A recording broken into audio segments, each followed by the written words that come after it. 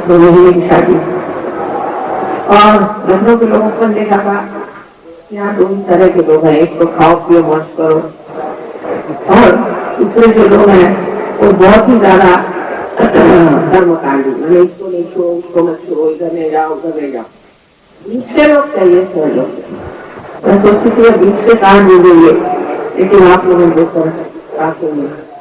मेरे सारे हम पिछले का सारा लखनऊ में हो जाए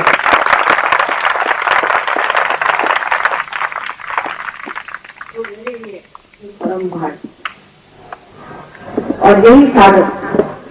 जब सब पार हो जाए और उसके बाद अपने अंकुरित जीवन को एक बड़ा वृक्ष बना दे तो अहो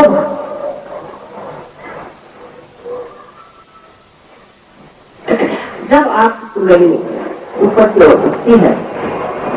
तो सर्वप्रथम वो आज्ञा चक्र से आज्ञा चक्र आपको डॉक्टरों को जान जाएंगे कि आपकी चार्जमा के अंदर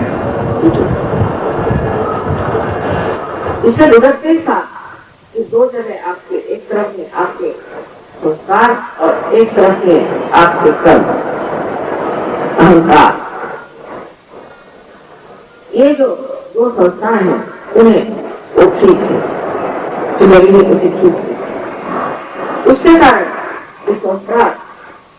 1000 कमलों का है उसमें 1000 पंखी है। इस तरह से खुल जाने से फिर यही कुंडली है आपके तालु से ब्रह्म रंग से कहते हैं उसको भेजने के बाद उसका संबंध चारों तरफ फैली हुई इस परमात्मा की प्रेम सृष्टि से होता है।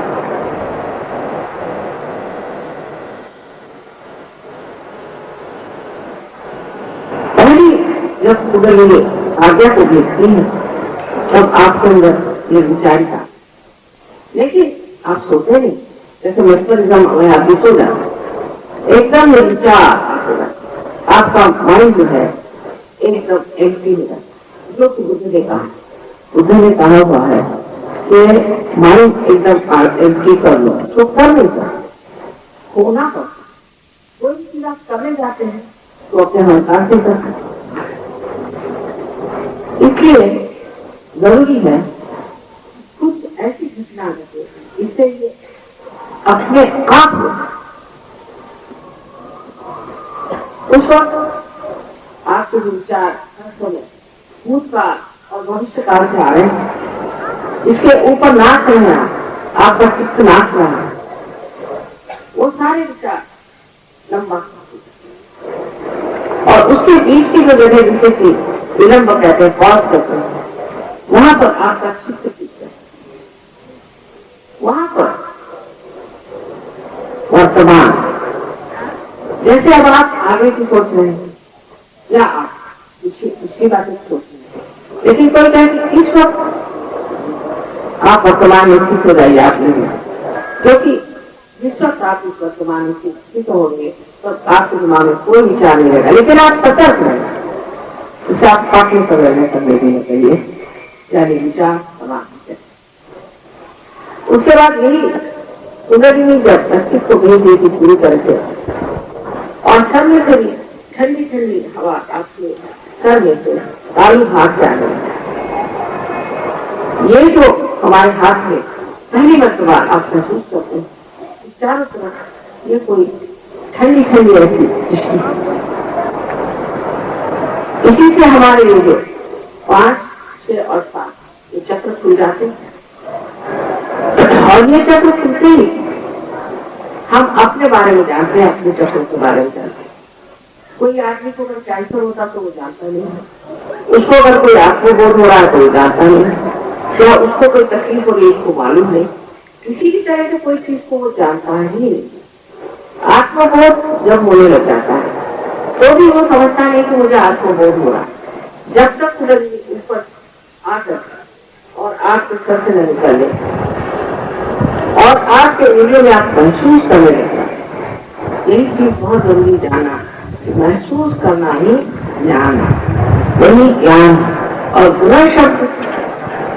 पहले जमाने के भी साहित्य उन्होंने भी इस्तेमाल किया था और जो लोग इसे प्राप्त किए हुए थे ज्ञानी थे उनको वास्तविक थे। अपना संस्कृत का शब्द तो जब आपके उंगलियों में आप महसूस करेंगे अपने चक्रों के बारे में तो आप जान जाइएगा कि आपके अंदर क्या दोष है। ऐसे अगर आपसे कहें कि ये दोष है वो दोष है आप बुरा मान जाए आपको अच्छा नहीं लगता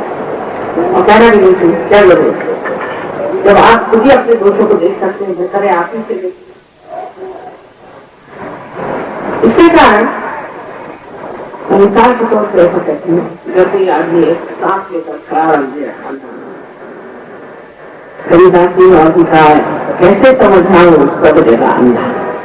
तो कोई अंधा है उसके हाथ में सांप को ये तो एक रस्सी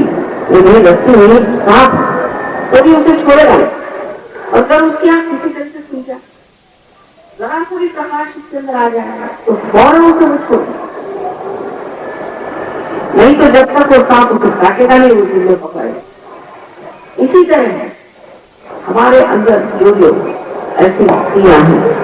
जिन्होंने नाश किया ले जाते उसे छोड़ नहीं पाते समझते बहुत से लोग चाहते हैं और छूटता नहीं और जैसे ही आत्मा का प्रकाश अपने चित्त में आता है वैसे ही ये सब चीजें एकदम छूट जाती। आपको आश्चर्य होगा लंदन में जब मैंने ये काम शुरू किया